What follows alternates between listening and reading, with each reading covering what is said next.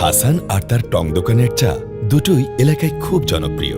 এই দোকানটি ঘিরেই উজ্জ্বল ভবিষ্যতের স্বপ্ন দেখেন হাসান। কিন্তু বছর দুয়েক আগেও তার জগৎটা এমন ছিল না। মাদক বিরোধী অভিযানে গ্রেফতার হয়ে তার জায়গা হয় কারাগারে।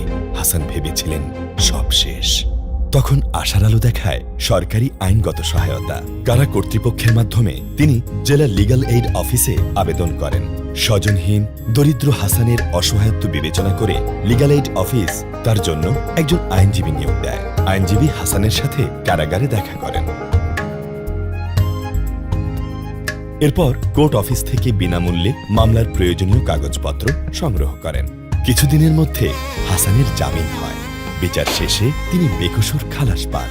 সরকারি আইনগত সহায়তা পেয়ে হাসান আবার তার স্বাভাবিক জীবন ফিরে পেয়েছেন। স্বপ্ন দেখছেন সুন্দর সম্ভাবনাময় ভবিষ্যতের। অসহায় বিচারাধীন কারাবন্দীদের ন্যায় বিচারে প্রবেশাধিকার নিশ্চিত করতে রয়েছে সরকারি আইনগত সহায়তা। বিস্তারিত জানতে ফোন করুন 16430 নম্বরে।